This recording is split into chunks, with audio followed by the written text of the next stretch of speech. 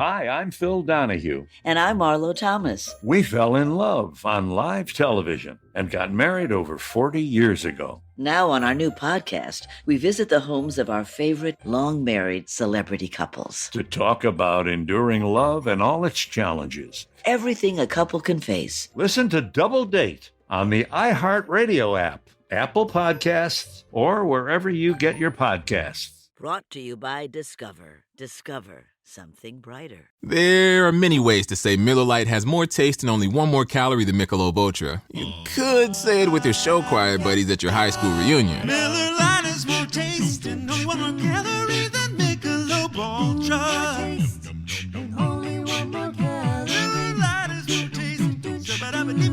However you say it, it's Miller time. Celebrate responsibly. 2021 Miller Brewing Company, Milwaukee, Wisconsin. Beer for 12 full ounces. Miller Lite, 96 calories, 3.2 carbs. Michelob Ultra, 95 calories, 2.6 carbs. Taste test performed by Institute for Perception, February 2018. From UFOs to psychic powers and government conspiracies, history is riddled with unexplained events. You can turn back now or learn the stuff they don't want you to know. A production of iHeartRadio.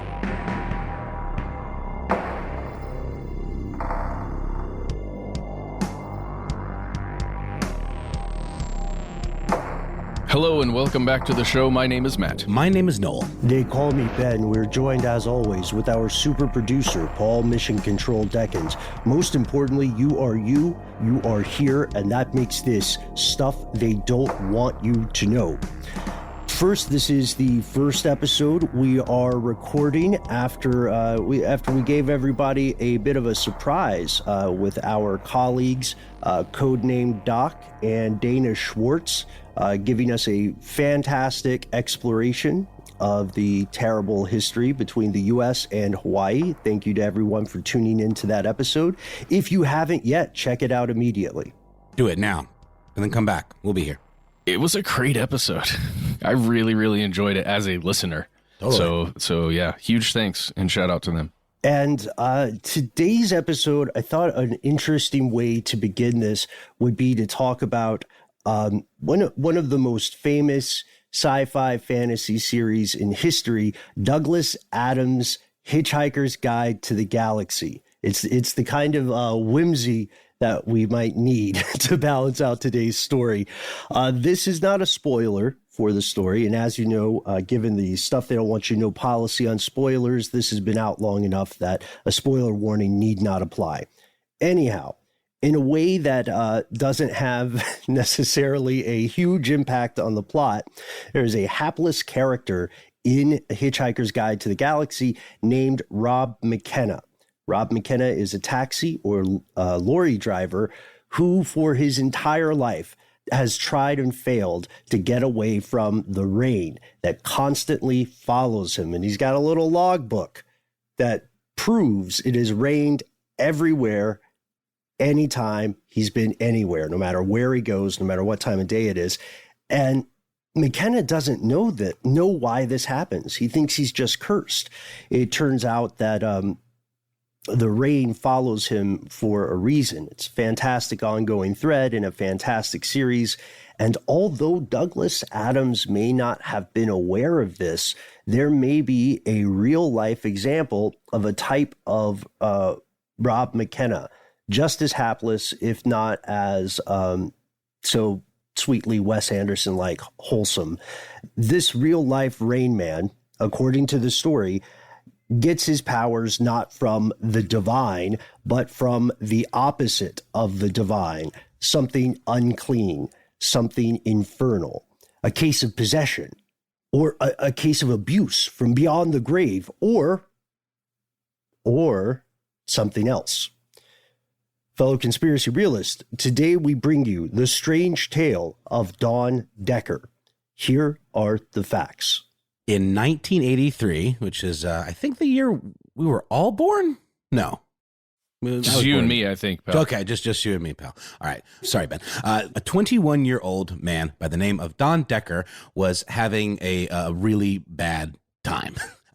He was serving 4 to 10 months in the Monroe County Correctional Facility of Stroudsburg, Pennsylvania. And that was because he had received stolen goods, stolen property. On February 24th, about 38 years from this day, as we sit here and record, he was given a furlough to attend his grandfather's funeral, a man named James Kishaw, who lived in the same town where Decker was incarcerated. So this was, I mean, a funeral is often not a happy event, right? At least we can agree the majority of them are not supposed to be. This was going to be somewhat of a personal milestone for Decker because from a young age, and we're not too clear on the specifics of this, but from a young age, his grandfather had physically abused him, according to Decker. This began when he was about 7 years old, and in his mind, the old man's death could lead him to a new chapter in life, a fresh start. It could free him from what he described as an evil that had haunted him all his life. Like many victims of emotional or I guess social or physical abuse, he had kept these occurrences a secret, had not told people. So when he went to the funeral, he saw relatives and especially his parents talking about this man who had abused him in, of course, the overly positive terms that people often use for the newly dead. This funeral was an emotionally exhausting experience for Decker, understandably, right? If all these things are true. And seeing his parents talk about his grandfather and what he felt were glowing, glorifying terms made him furious. It incensed him. And so after the funeral, he said, I'm going to stay with my friends instead of staying with my folks. I'm going to stay with a couple named Bob and Jeannie Kiefer. Yeah. And like we said, he's on furlough, so the police are aware of where he is. And it's not like he just went off. He's there staying essentially under their custody. Important point. And I love that you brought it back to the furlough. Furlough is given is only allowed if you are a pretty exemplary inmate, right? Yeah. Or obeying the rules in jail. So that means that we know at this point nothing unusual had happened. Exactly. They don't consider him a flight risk. They don't consider him a danger to anybody, especially just, his friends that he's going to go and stay with. They also don't think the Kiefers have anything fishy going on, or else that would have been an issue. At least that would be the understanding, unless there were extenuating circumstances that we don't know about or cannot prove. So the Kiefers were renting a house. It was on Ann Street there in the city. And I just really quickly, I always like doing this and always like talking about geography. But just so you know, where we are really is near the Pocono Mountains. Right near where this is taking place, there's the Pocono Mountains Visitors Bureau. And you've heard people talk about the Poconos before, the mountain range. And this is, I'm trying to look for a nearby place. It's basically between Scranton, Pennsylvania and Allentown, Pennsylvania, kind of, but to the northeast of Allentown. So that's physically where we are. They're in this house on Ann Street. And the night of the funeral, Decker's there with his friends, the Kiefers, and Decker is upstairs. He's in the bathroom, at least according to the story. He's like washing his hands, getting ready for dinner. And according to him, what he told to the Kiefers, he suddenly felt disoriented, felt very confused, and then he fell down to the floor and, according to him, was given some visions, some strange visions, including a king. We'll get into it. Well, if the way he says is a man with a crown, which is kind of like a Russian law about anyone who happens to be president. But yeah, you're right. He had these visions. He felt disoriented and confused. And that's something that a lot of people report when they have visions caused by any number of medical or cognitive situations. According to Decker, and you can see video, by the way, of him describing this, and we'll talk a little bit about the shows that widely publicized or popularized this story. According to him, scratches appeared unbidden upon his wrist. He rejoins the Kiefers. He seems oddly subdued. Think of Jack Nicholson as the Overlook Hotel is slowly getting its psychic talons into his mind. Yeah, almost under a state of hypnosis. And he sits down to eat. Picture him, we're editorializing a little, but picture him moving kind of robotically, going through the motions. You can attribute this a lot to the grief of losing a family member, even if it's one you didn't particularly care for. The shock of going to a funeral. His pal, Kiefer, notices, Bob Kiefer, that is, notices the blood when Decker sits down to eat. And like any friend would say, he asks, what happened? What happened to you? Decker tells him about this vision, this man in a crown reflected in a window that does not physically appear to be in the bathroom with him. He's got these scratches, which he attributes to Satan.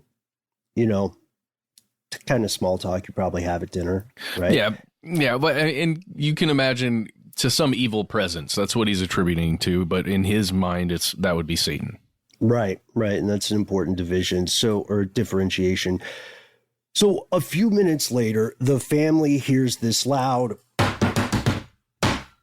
kind of banging noise from above, and they notice that water is dripping from the walls and the ceiling. That's fun. Something similar happened at my daughter's mom's house the other night. She had a friend sleep over, and they didn't realize the toilet was just constantly overflowing, and nobody noticed until water literally started seeping through into her mom's closet and ruined all of her clothes. So yeah, immediately the first thing your mind would go to is, okay, there's a nasty plumbing problem, something catastrophic, and you're scrambling to like figure out where it's coming from and stop it, right? But this seemed to be something different. Yeah, there's never a good time for a plumbing problem, as anybody who's experienced one can assure you, especially homeowners and plumbers as well. It's because a burst pipe, depending on its location, can become very expensive very quickly. So Bob Kiefer, he and his partner are renting this structure. So they immediately phone their landlord. And this is, like this, they're not renting from some big complex or company. They know the guy. His name is really cool, actually. It's Ron Van Wy, W-H-Y. That's really cool. And, all the homeowners that are listening right now are going, oh, thank God they're renting. Right. Yeah. Because it really is expensive. Mm-hmm. But Ron, of course, doesn't feel the same way because he owns the house. So he goes over immediately. Let's get on the case. And the two guys set off to investigate what they naturally assume to be leaking pipes. Of course, plumbing problems are likely on the rise at this time. Again, it's February in Pennsylvania here. There's been a storm earlier, so if the pipes are old enough, they may have burst, they may have had problems with freezing and so on. But eventually, pretty quickly, they realize something that the police will also later realize. All of the plumbing, it goes to the kitchen and the bathroom, and they're on the other side of the house from where this leak is occurring. Like the whole plumbing system, the whole circulatory system of the house, it's all toward the back of the structure. Second, Decker appears to have progressed from being kind of out of it and oddly calm, maybe in shock, to a full-on trance state. This guy is in something meditative or approaching catatonic. This prompts Kiefer to call the police. And think about it from Bob's perspective. Yes, this is your friend. Your friend is technically on vacation from jail, so you want to be as above board as possible. The Leaks, however, are continuing at the same time. They appear to be increasing at a worrying pace. Where the hell is all this water coming from? This is the question, right? Where is the water coming from? And I want to jump back to this concept that all of the plumbing is on the other side of the house. And it's simply because I'm imagining them sitting downstairs and then hearing that bang that you demonstrated, Ben, that loud banging from above them. I'm imagining the Kiefers know where the bathroom is in location to them above them, right? You've probably been on a second floor before. If you're aware of it, you know where the bathrooms kind of are in relation to you. If they believed that sound came from the bathroom or from the plumbing in the bathroom, you imagine they would, look to the place and think about it in being in that general area. And if that occurs, and, depending on where the bang came from, because I don't have an exact, like geolocation of, was it above them and to the right? Was it above them and to the left? But then the water was coming down from the right. We don't have that information necessarily, but it just made it more curious to me, the fact that the plumbing is way over there in the skeletal structure of the house. Really what I'm wondering is, where did the bang originate and where was the plumbing? And were they definitely in two completely different places? I don't know. It's a good question, and it's one that isn't specifically explored, even in the subsequent attempts at a police report. The cavalry arrives. First, there are two officers on the scene, Officers John Baujan and Richard Wolbert. By this point, from their accounts, water wasn't just leaking within the house, kind of streaming down the walls or whatever. In fact, Bob Kiefer and Ron Van Wy, when the police showed up, they were at a loss to explain what was happening. They were saying, okay, look, just come in here. Just come in. You got to see it for yourself. It's weird. We need help. And the police decided to enter the premises. And what they found inside is less like a bunch of leaks. From everything they could tell, it was literally raining inside the house. No, not necessarily a torrential downpour, but the water appeared not just to be obeying the patterns of rain you would see outside. It appeared to be there appeared to be violations of the laws of physics inside the house. The old rules no longer applied. This stuff was falling upward from the floor. Yeah, I mean, there were reports from the scene that it was literally defying gravity, and there was no discernible source for the leak, of a leak, an existence of a leak of the water. It appeared to just be kind of being summoned in some weird way. It was only happening in the living room, though, so it was like this localized, like storm cloud, like you see in the cartoons. And the police were absolutely at a loss. I mean, this isn't something that they're really equipped to deal with. So the police left the scene because they had to figure out how to summarize all this craziness into some semblance of a, report that wouldn't get them fired, I guess. And then the Kiefers went with Don Decker to a nearby restaurant. So the landlord, Ron Van Wy, called his wife, Romaine, fantastic name, and she joined him at the house. They stuck around while everyone else left. And then all of a sudden, the rain stopped as quickly as it had begun. Yeah, it's interesting too. One detail I'm wondering about this is whether the police, the tenants, and definitely the homeowner, surely someone immediately said, let's turn off the water, right? Yeah. That's step number one. But that's not a detail that's really reported in the story here. Well, yeah, and that's the thing. Ron and Romaine know that house, right? They know the ins and outs of that house, where the pipes are. They've probably had to fix things in the past. You would imagine, like, really what I want is more info from those two. And I wish we had more of that. There may be a reason we don't.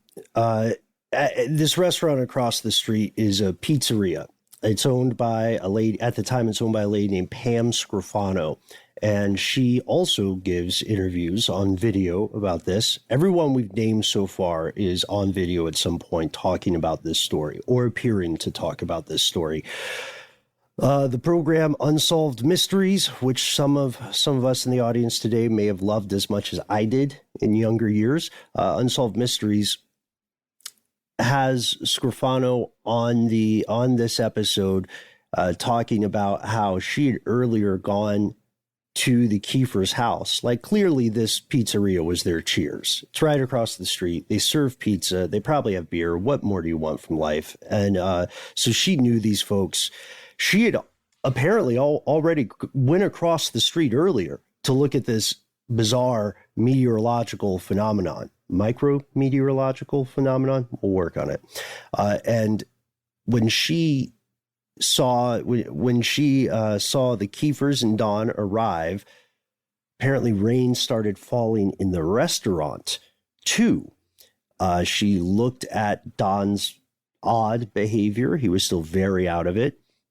And I imagine, this is my speculation here, folks, but I imagine what happened is dinner was ruined at the Kiefer house, and they decided that regardless of the chaotic universe in which they live, they still wanted to get something to eat. So they had gone to a pizza restaurant with a very weird vibe. Pam is freaking out. She goes to the cash register where she retrieves a cross, the symbol of Christianity. And she tries to give the cross to Don, and he can't hold it. He claims it burns his hand. Pam, being of a somewhat religious bent, feels like she's cracked the case. She tells the Kiefers they need to take him to a church for the process of performing an exorcism. While we do not know the specifics of the conversation that followed, we know that instead of going to a church immediately, they went home, probably because a lot of churches are closed at that time, right? Well, yeah, and they just ruined a ton of pizza. I mean, think about how bad is soggy pizza. Nobody wants that. Nobody wants that. That is a party foul, to be sure. All of this, by the way, is delightfully recreated in that Unsolved Mysteries episode. It's during like the golden age of Unsolved Mysteries, where like Robert Stack's hair is just perfect, and like the experts that are on this particular episode, one of them looks like a sort of a miniature Ringo Starr. I can't remember the guy's name. He's one of the investigators that we're going to get to, one of the two. So I don't remember which one he was exactly, but he almost looks like Andy Serkis in like Lord of the Rings, but with like a Ringo Starr like goatee, perfectly coiffed and like a bun. It's something to behold. And then the thing that's about to happen next, also beautifully dramatized. Romaine confronts Decker as he is in this like trance-like state, like a fugue state, and then she tries to, I don't know, settle him down or kind of talk him down. Pots and pans start banging around in the kitchen. Classic Possession 101 type stuff. And then they claim, and again, it's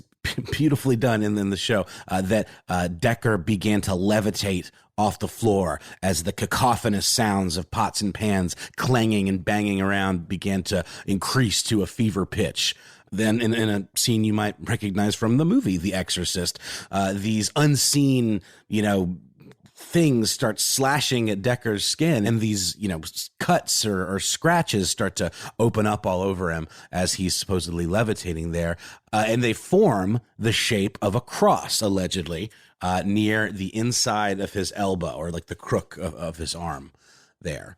Officer Baujan came back, where he found Jeannie Kiefer reading the Bible, an attempt to do her own kind of DIY exorcism on Decker. Bless her heart.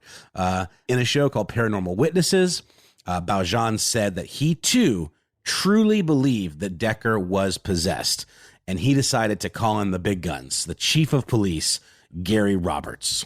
So, Chief of Police Gary Roberts is an important part of this story.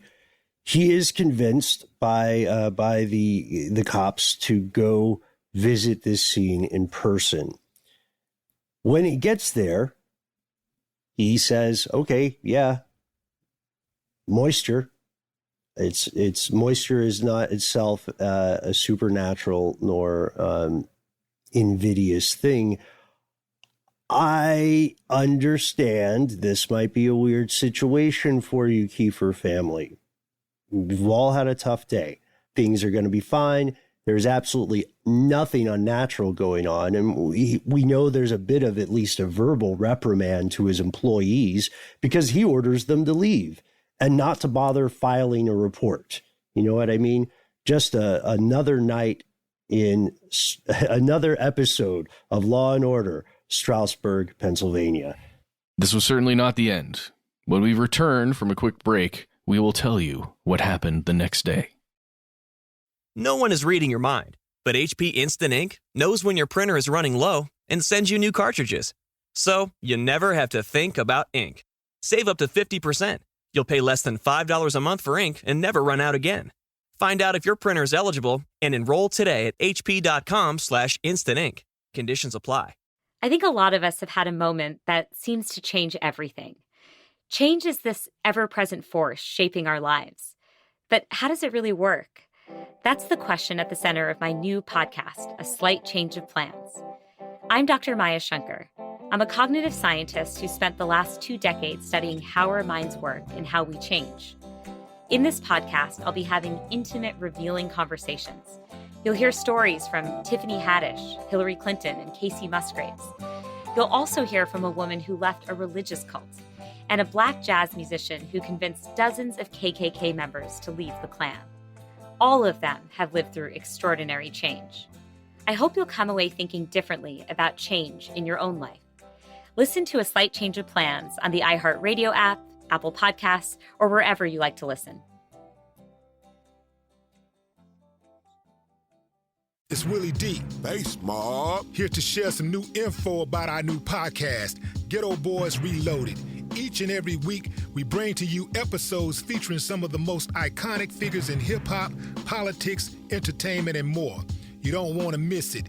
Each and every Monday, listen to the Ghetto Boys Reloaded podcast on the Black Effect Podcast Network, the iHeartRadio app, Apple Podcast, or wherever you listen to podcasts.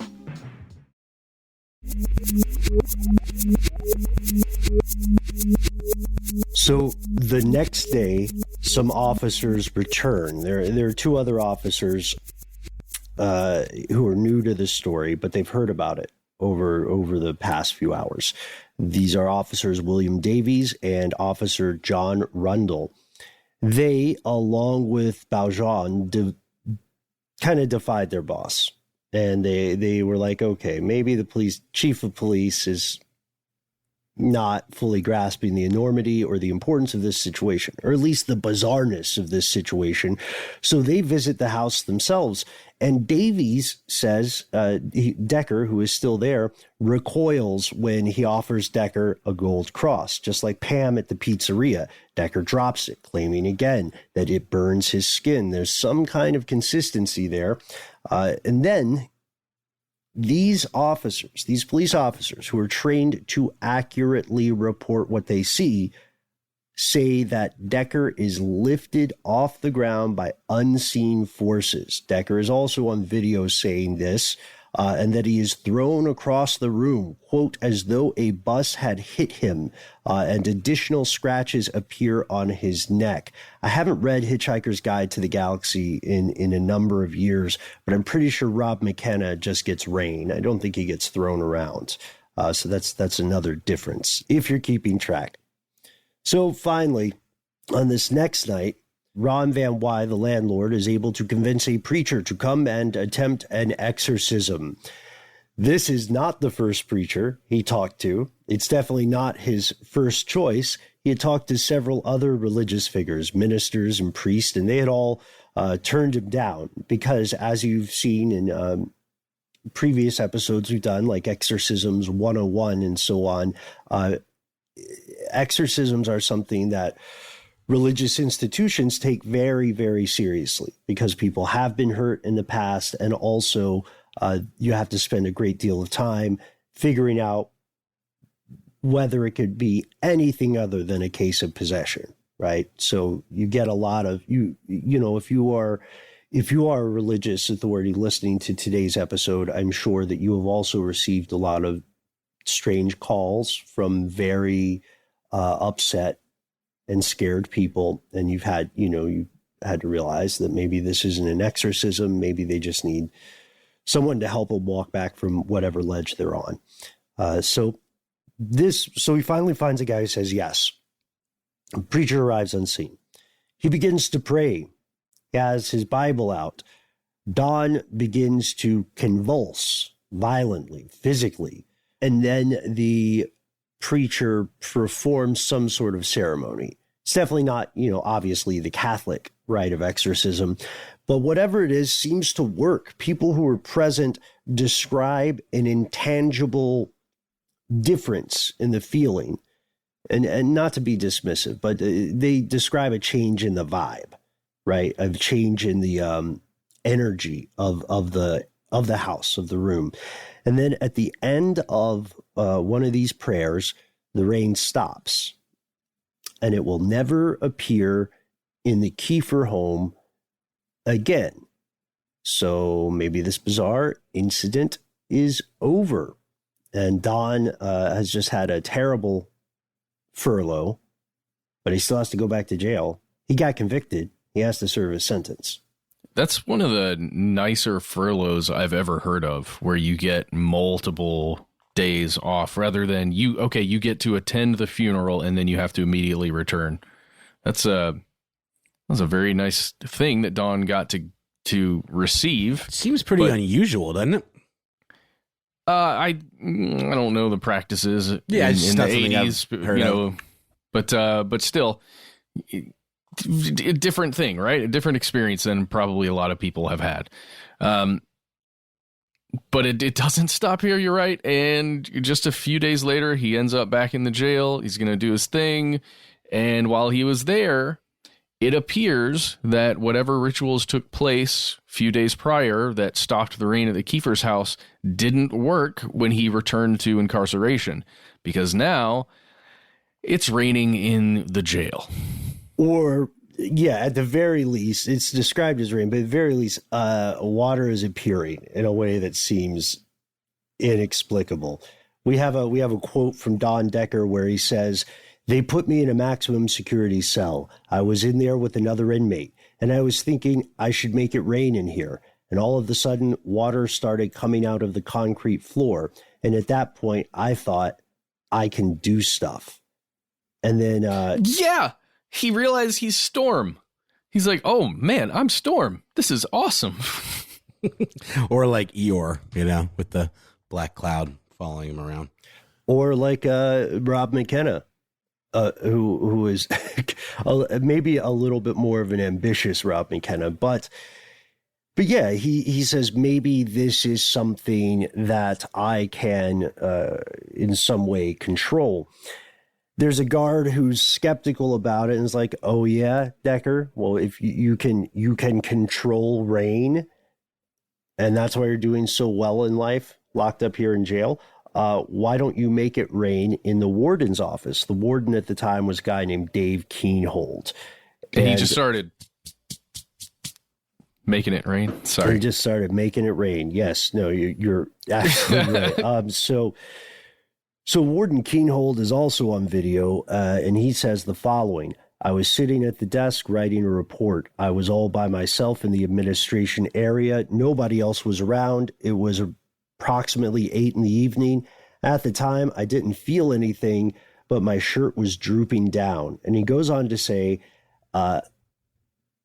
another officer entered and was going to tell him something and was like, "Warden, look at your shirt." And so he looks down. He literally looks down at his shirt, and right around the center of his sternum, about 4 inches long, 2 inches wide, there was this huge spot of water. And he says, I was startled. I was scared. The officer was frightened. I didn't have an explanation of why it happened. And so then the warden, and other people reported seeing this. So his cellmate saw it, 2 guards saw it, janitor saw it. The warden saw this stuff appear on his shirt, and the warden contacts a guy named Reverend William Blackburn to attempt another exorcism, a third exorcism for those of us keeping track at home. So then a third and final exorcism was attempted, and this appears to perhaps have done the trick.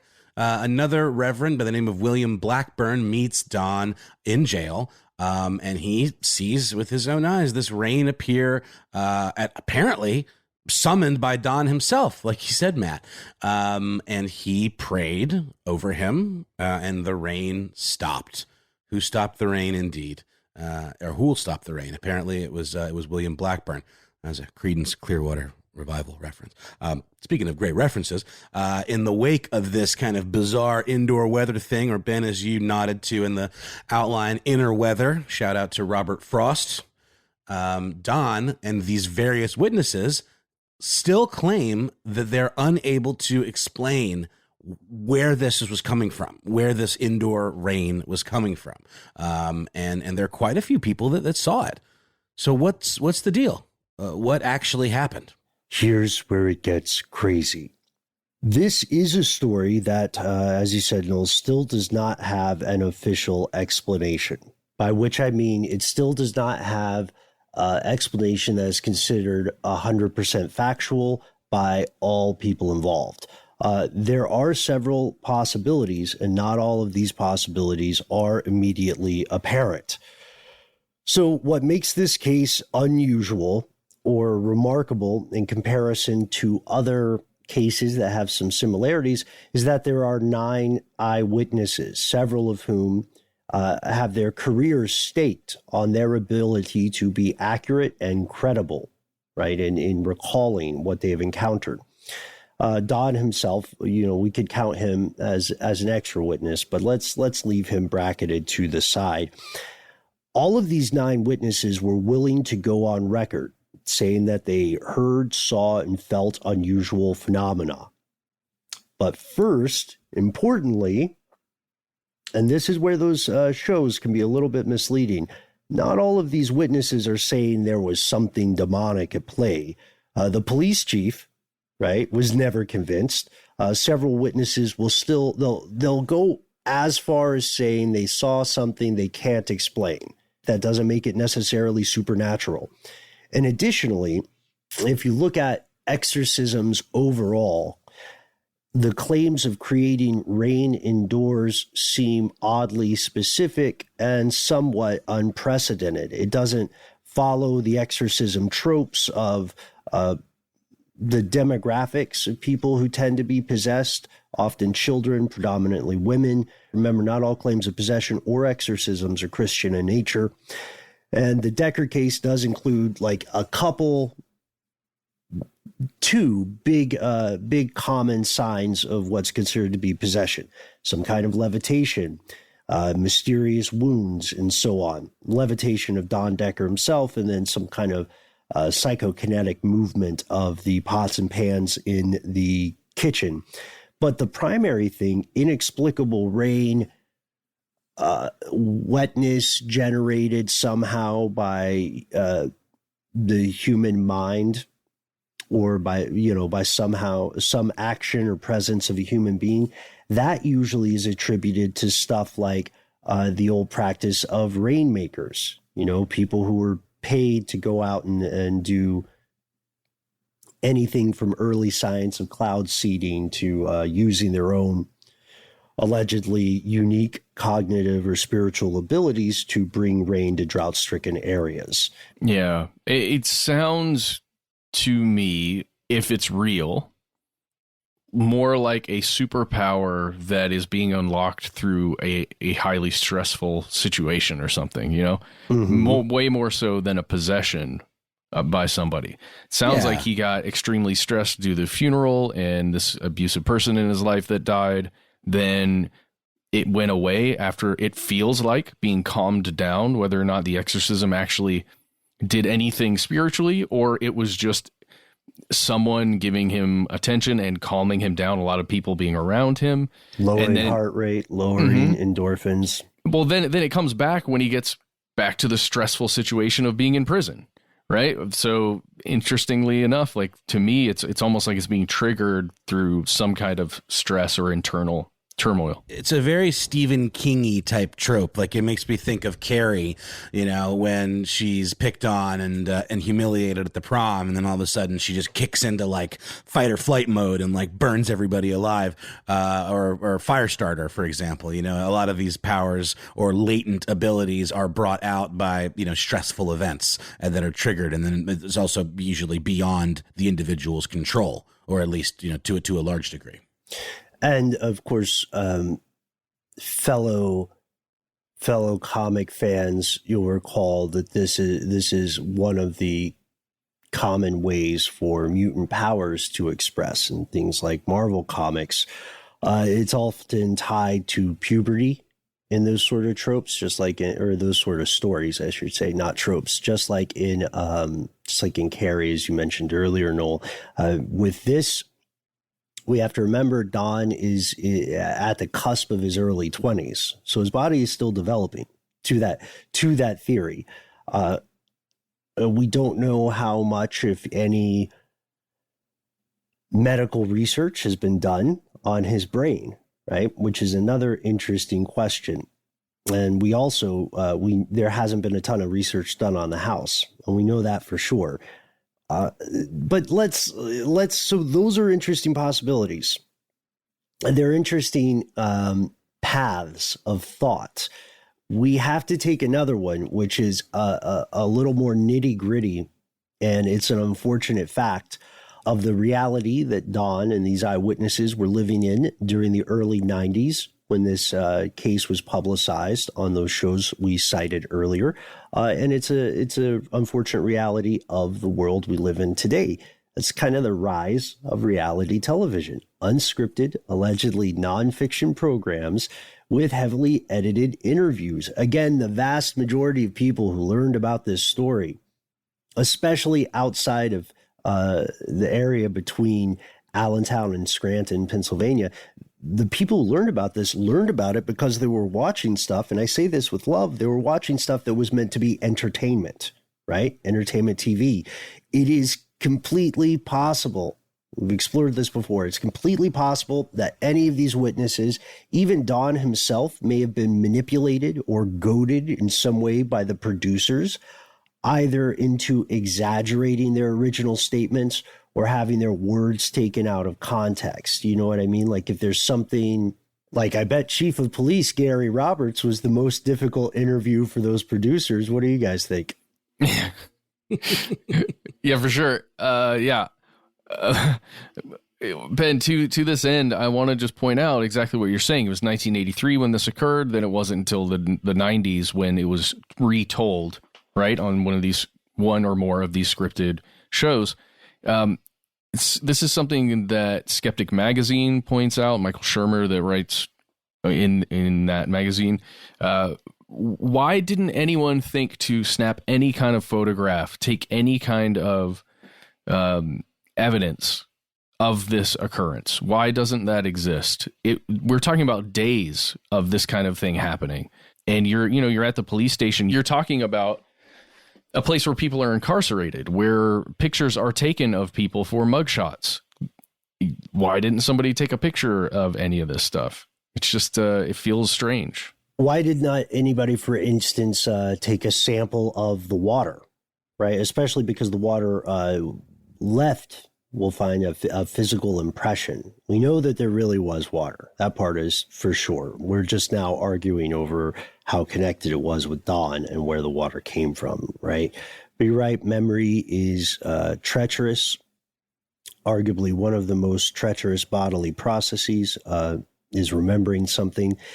And then we have to look at the credibility of these shows. As enjoyable as they are, these shows have an angle, right? They want you to be tantalized. They want you to be fascinated. They want you to leave with more questions than you had when you started watching, and maybe one decision, one answer, which is, will I watch the next episode of the show? And the answer is hopefully yes, right? That's what they're trying to get you to. They do very well. There is an art and a craft to this. but it also means it's like telling these stories, making these narratives is like whittling a block of wood. You have to get rid of some stuff for the final product to have the shape you want people to see. And that's why they don't invest a ton of time looking at any possible mundane explanations. That might be kind of boring. They do have subject matter experts, that's part of the format of those shows. And the experts in each of these programs are billed as paranormal investigators. Paranormal investigators is a very large term, right? There's a lot of stuff that fits in there, from people who believe they are mediums to people who believe that they are hardcore skeptics trying to debunk the idea of a haunted house. You know what I mean? So the problem with describing people as paranormal investigators, wherever they fall on that spectrum, is this. There is no widely accepted accreditation process. There's no board or other authority that reviews you, like veterinarians have boards, and the medical professionals have boards to make sure that their research is up to date, to make sure that their practices are sound. And there is no such thing as, for instance, a licensed paranormal investigator. You can call anyone you want. There are plenty of people who will issue you a certificate of some sort, but there's not like you can't go to the DMV or your local courthouse and, like the place you would get a gun license or a divorce or a marriage license and say, hey, I need a judge to sign off on me being a paranormal investigator.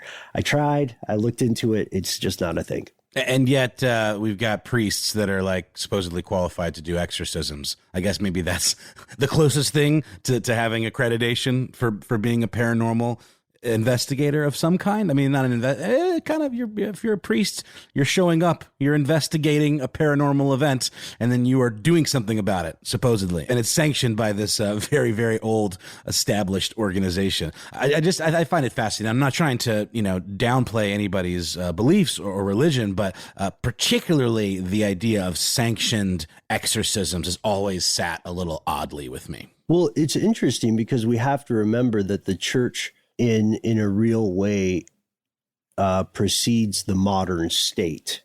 I would argue religion precedes the modern state, rather. So in a way, they're the oldest licensed paranormal investigators, even if they're licensed for, a very specific niche of that sort of stuff. But I think that I agree. That's a good point. Let's pause though.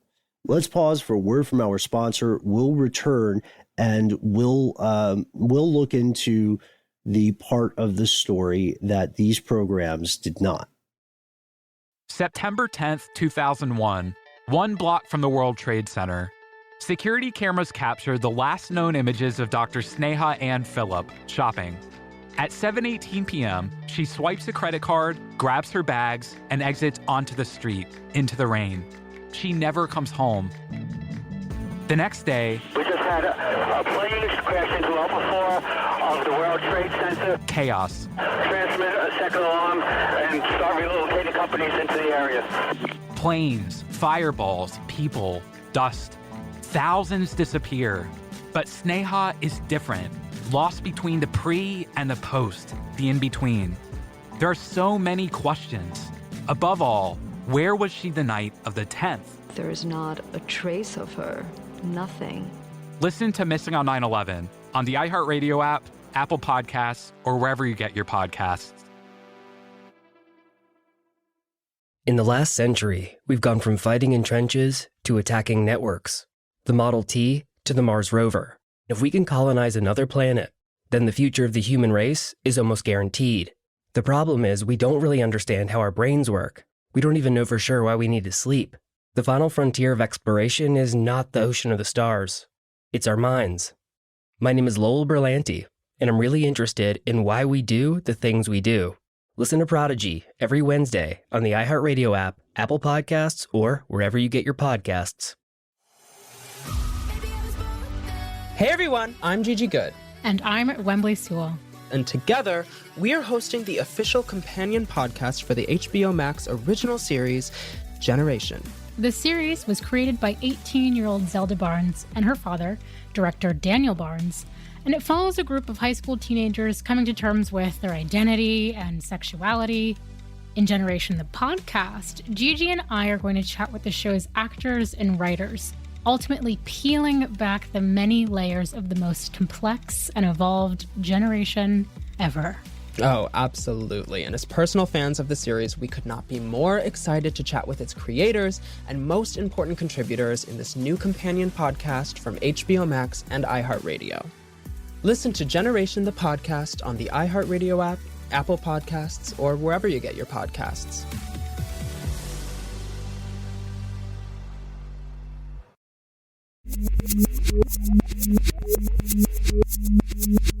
Like Don Decker's Reign, we have returned. Third point here, objective scientific investigations, one in particular, do appear to have a plausible explanation for what occurred. To your point, Matt, this explanation occurs a number of years after the actual events. There's a great series of reports by the Pocono Record, or Poconos, that details the work of a researcher from New York located in New Zealand, a medical sociologist named Robert Bartholomew. He became interested in this case when a colleague referred it to him and said, "Hey man, this is right up your alley. I don't know what the explanation is based on the info I have." Bartholomew's legit. He's accredited. He teaches at Botany Downs Secondary College, or he did at the time. He wrote in a ton of journals on things that were allegations of the paranormal, right? And when I say wrote in journals, we're talking about medical and sociology journals, not, his own personal Moleskines or something. And he had a pretty solid theory for this. That's right. He did make it very clear that he did not have any connections to Stroudsburg, and kind of considered himself as a bit of an outsider. But he said, quote, "I can be seen as an impartial third party. My goal is to understand what happened." And he believes, I think, kind of like what we were conjecturing earlier, that through this kind of perfect storm of stress, the weather and a particular type of ice formation, Bartholomew believes that he can reasonably explain what happened. So for him, it all goes back to this thing called an ice dam, like the Hoover Dam. Ice damming is a phenomenon that occurs when warm air enters an attic, like snow melt, like meltwater from like a roof seeping in. And then if temperatures drop after the sun sets, ice can form, and it can trap the water that had previously melted with nowhere to go, and still at a temperature keeping it in a liquid form because of the internal heat of the house. The water will eventually leak outside. And you can actually see a pretty helpful image of this if you go to the University of Minnesota Extension's website and just type in what is an ice dam, and it shows the phenomenon. It really is little pockets in the eaves kind of an attic. So it'd be like in a corner, for example. It's a pretty helpful image, but it's sort of like what's described, but I don't know, not quite. Well, really what you'd be seeing here, you may have seen this before, because this is fairly common, like weeping. You can see like your walls look like they're weeping, like they're crying, or it's just dripping water down a little bit. This has happened in older houses that I've rented here in Atlanta, depending on what's going on with the temperature and accumulation. Sometimes it's fairly common. That's all I wanted to say. So the reason I have that diagram there is it is helpful to look at it if you're curious. What you're seeing is a kind on the roof. You're seeing a combination of water in three forms. The ice is toward the bottom, right, toward the eaves of the roof. The snow is atop the dammed water in the middle. And what the immediate question, if you look at this diagram or other ones like it, is how does it get through the insulation? Well, the insulation becomes sodden, and that heat is going to be continual because you have to keep a house warm, right? Ideally, while you're in snowy conditions. And so things like a snowstorm can exacerbate that. But the big question, probably one of the more tantalizing perhaps, is, okay, fine, I understand weeping, right? I've seen leaks before. I know what leaks are like. Leaks do not shoot out from the bottom of the floor like rain from a cloud. And isn't it a pretty big coincidence that this occurred at the house where Don was, then at the pizza place, then again at the jail? Yeah, and it's corroborated by various unrelated witnesses from these. Well, it didn't seem like they would have an agenda. You know, I tend to believe folks like that. It's hard. Yeah, it's hard to justify. Of course not. Of course, this wouldn't have. And this is a thing that happens in houses very rarely, like under very specific circumstances. Yeah. So going back to what I'm building toward here, or what I was building toward there, is that it really, the other problem with definition here is what defines rain. A torrential downpour is rain, but a drizzle is also rain, you know, and fog is just moisture in the air. So is it possible that they were, the people who were witnessing this were seeing air heavy with moisture, but was the moisture somehow being affected by the heat of the house after it left the walls or after it left that dam? You know what I mean? Was it somehow being dispersed the way that a humidifier would or something? To the point about specificity of ice damming, yes, you're correct. The weather in the area, the weather on Ann Street there does appear to be within the bounds of what an ice dam would need to form. Daytime highs were in the 40s and 50s Fahrenheit, but then the lows dropped down to the 20s and the 30s. Also, Bartholomew's research shows that ice damming can be pretty common if a major snowstorm has just hit an area where temperatures go above freezing during the day to turn stuff into the water, and then below the point of freezing, 32 degrees at night. This makes perfect conditions for your classic ice dam. And the Poconos had been hit by a snowstorm about 13 days before all this stuff went down with Don Decker. So maybe there was something unclean at play, but maybe it wasn't a demon, or maybe it wasn't an angry ghost. It was a dirty roof with a pile of unswept snow. Still unclean. And then also, I totally get it. I've been in snowy areas before. Why would you just plow, cleaning your driveway is enough. Who goes on their roof all the time to clean off snow? I go up there to clean off leaves. Yeah, the leaves are the problem here in Georgia for sure. Although and I kind of like it. I think that's meditative. Also, you're not freezing while you do it. And then what happens to this house? Don's gone. The Kiefers stay at the house for about 2 more years. So they must not have been that freaked out. They didn't see anything else super unusual.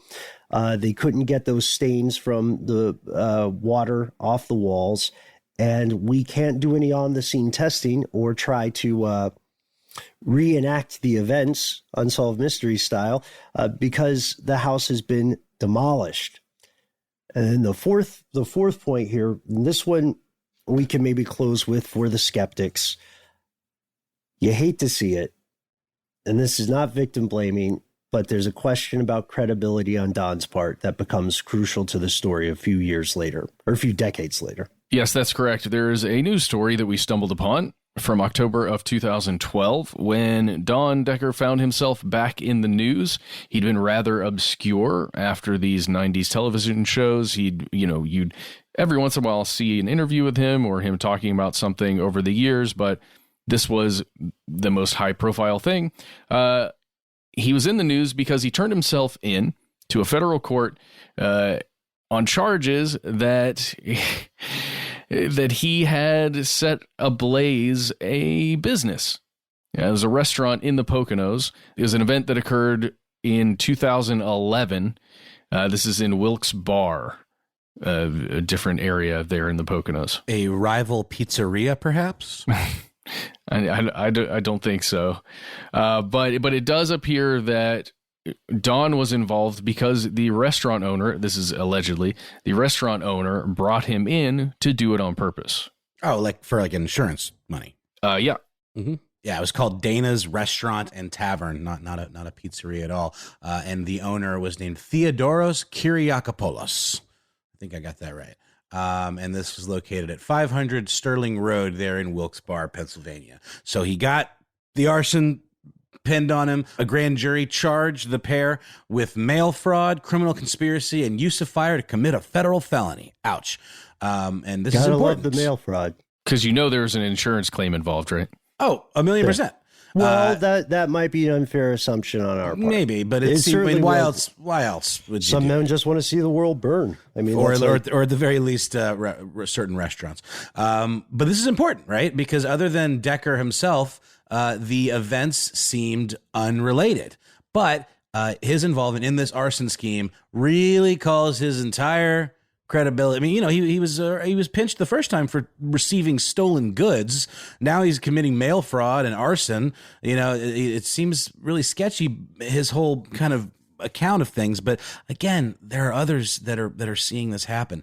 But it does indicate a strong ability or willingness, at least, to tell stories to the public, right? Well, I had from my mind, it's more that it could be taken as indicating his overall willingness to portray a false narrative. I don't know if it's fair to say it's strong willingness, but there's definitely a proven case where he was totally fine with doing that. Maybe that's from desperation, right? Because people can be driven to crimes of necessity. Maybe that's a completely unrelated event, because people have bad stuff happen and people make unrelated mistakes in their lives, or maybe the devil made him do it. So at this point, we want to hear from you. What do you think, folks? Does the proposed scientific solution for this bizarre rain, does it hold water? Womp womp. Or was there something else at play? And if so, what? Because I'll be honest, like the ice damming seems a really good explanation for how water could get into the house, if not through the pipes. But from the eyewitness's explanation, it sounds like a lot of them grew up in an area where they would have been familiar with ice damming, right? Like they would have known that certain types of weather can cause certain types of leaks. And this, from their descriptions, at least from the way they're depicted describing these things, it doesn't appear they thought that's what was going on. Yeah, it looks, at least on camera, in the things that have been shot for those unscripted series, like it is much more of there's much more water in these places than you would find if there was moisture in between the walls or the ceiling or something, and it was just dripping out from the drywall or whatever the wall was made of at the time. It seems like more, but again, we don't know.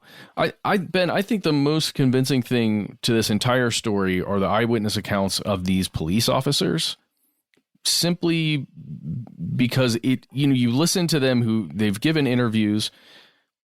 I believe them that they're actually police officers, that they actually went through this stuff, because they appear to be baffled by it.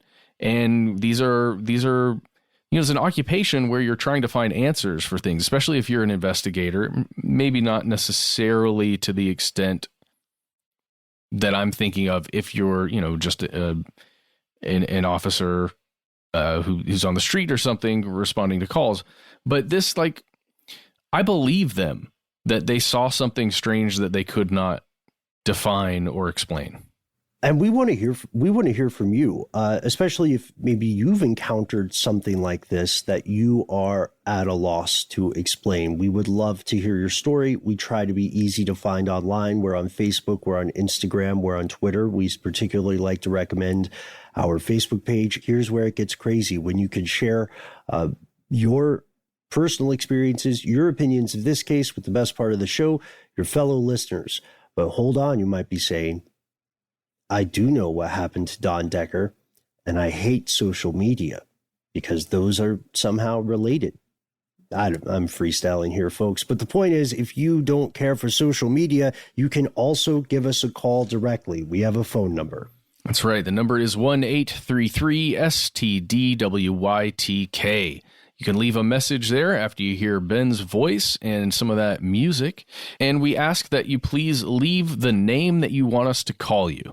That's highly important. Whatever you're comfortable with us calling you on air, let us know if we can use your message or not, and then leave your message. Please try and keep it as brief as you can, or at least succinct. And if you want to give us a personal note just about the show or us, any of the hosts or Paul or Alexis, do that at the end of that message, if you will. And if you think it's a long enough story where you're going to have to call back numerous times in order to get the full thing out, please take a slightly different route. It'll help us and increase your chances that we get to actually address what you've sent to us. Send it instead via our old-fashioned email address. We are conspiracy@iheartradio.com.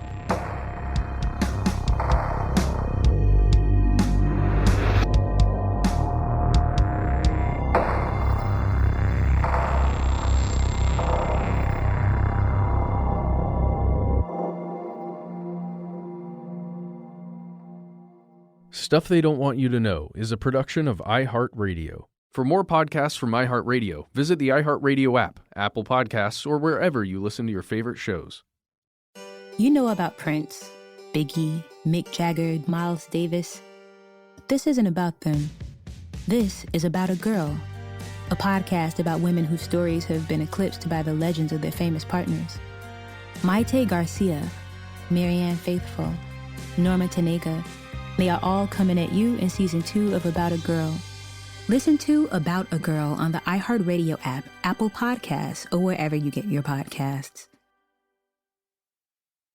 Are you One Tree Hill obsessed? Are Brooke, Peyton, and Haley your BFF goals? Join Sophia Bush, Hillary Burton, and Bethany Joy Lenz on the Drama Queens podcast to relive, relove, and rewatch every One Tree Hill minute. There are no fans like One Tree Hill fans. There is no family like our family. So we got together to do a rewatch podcast to relive the show, as so many of you have. Listen to Drama Queens on the iHeartRadio app, Apple Podcasts, or wherever you get your podcasts.